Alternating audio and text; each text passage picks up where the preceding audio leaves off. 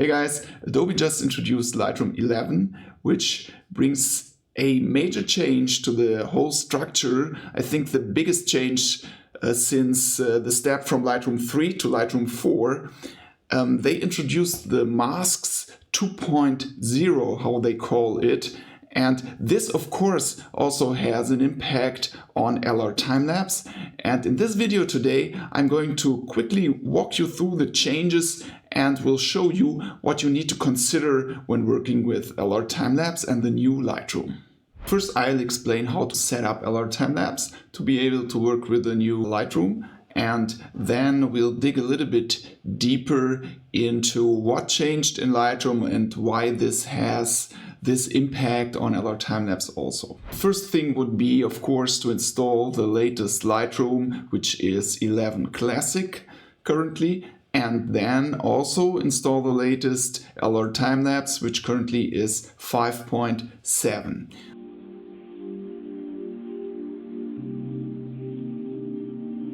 Then in LRTimelapse, you just go to Edit, Settings, and you will find a new setting here, which is called Mask Version. Set the mask version to 2.0 for Lightroom 11 or later.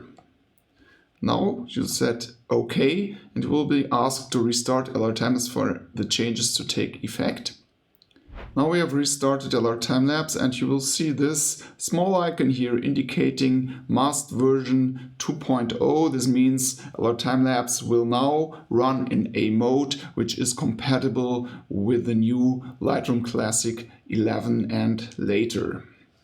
So let's load an old sequence that we have processed with an older version of LRTimelapse and Lightroom, which is still in mask version 1. You will instantly see that this first column here will turn red, which always means there are changes. LRTimelapse converted that sequence from the old format to the new format in order to convert everything in the Masks 2.0 scheme. And now you need to save to store all the changes to the XMP data. And if we look at the snapshots here, you will see that LRTimelapse created a backup Masks 1 snapshot with your old edits before the migration had taken place. So just in case you need to go back to your old edits with Masks 1.0, you can do it here.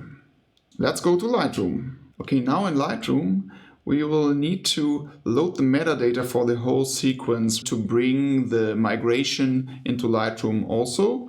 So we go to metadata, read metadata from files, switch to the develop here on the first keyframe. Now you can see what changed in Lightroom 11. This is basically the section here where you now have the masking options instead of the linear and circular gradients and the paint brushes. So when we go to masking, then you will see we already have a couple of masks set up here, and if you are a LRTimelapse user, you will probably recognize them. We have the first 4 masks here, which is the linear gradients, which are now called mask 1, 2, 3, 4. Then we have 3 masks for internal use. This is the compensations for Holy Grail Wizard, Deflicker, and the global compensation. Those are masks that LRTimelapse use internally. In other versions, you couldn't see them because they are out of the frame and Lightroom never displayed them. But now, since in the new masks here you have a list of all of your masks and gradients, now you will also see those internal adjustment masks, and you are required to please leave them alone. That's why when you click on one, then you will find a description here, don't alter, so that please don't do anything to those internal masks. And then here we have 5 and 6, which is the circular gradients that you know from older LRTimelapse and Lightroom versions.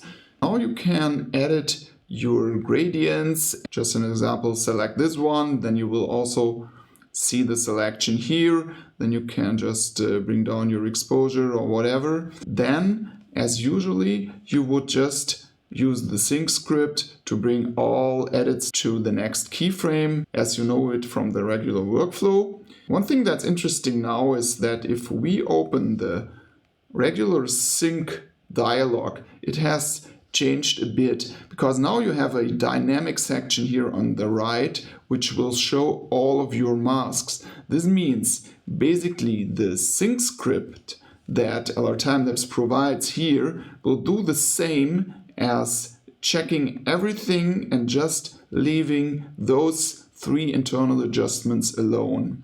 And that means you're a bit more flexible now on how you can use the synchronization. But still, I'd recommend for the easy workflow, just use the sync script, go from left to right as I've explained it in the basic tutorial, and you will be good to go.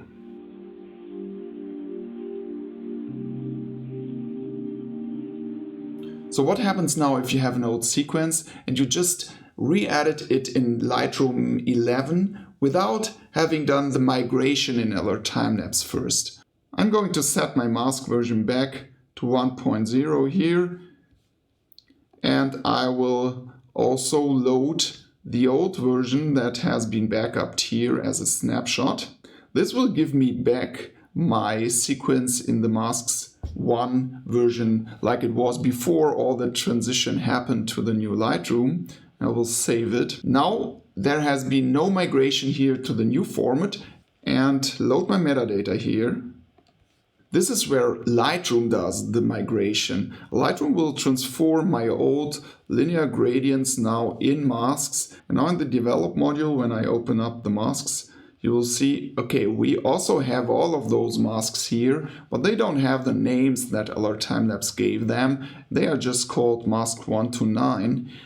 You can still work with them, and LRTimelapse will detect them and then rename them. So let's do this. Grid view, save the metadata, which will now save the migration that Lightroom did. Go to LRTimelapse, do a reload. And now we will get a dialog here which will detect that this sequence was edited with Lightroom Classic 11. And this dialog will now tell you that you're now switching to the new mask version by default in LRTimelapse. So this is just the first time LRTimelapse noticed, oh, my user is now using the new Lightroom. That means it will internally switch to the new mask version. It will do the migration here again and require you to save the sequence, which is indicated by that red column here. Then you can save. We go back to Lightroom, load the metadata for the full sequence, and now go to develop.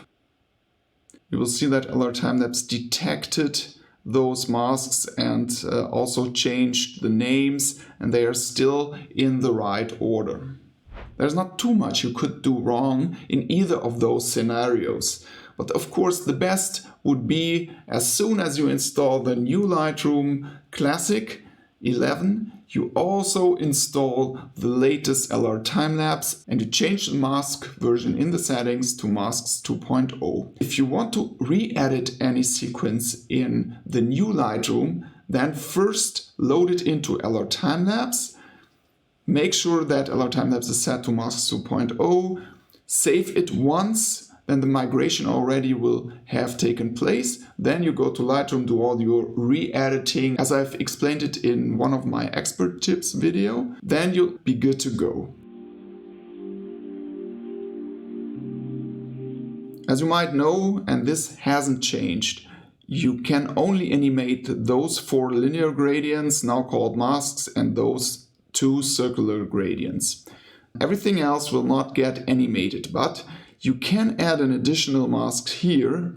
What I would avoid for time-lapse is those select subject and select sky masks. They are not officially supported because they don't really make sense for time-lapse. But you could add, for example, a linear gradient here. And if you need one more, then you can put it here. And it will be taken to all other images when doing the synchronize and also when doing the auto transition, but it won't get animated. So it doesn't make sense to put different settings on different keyframes on this additional mask. Just be aware that you still only have the predefined mask that can be animated with LRTimelapse, and any additional mask won't be animated. Another thing that wouldn't work is if you are on one of those masks and add another component here. For example, add another linear gradient to this circular one here.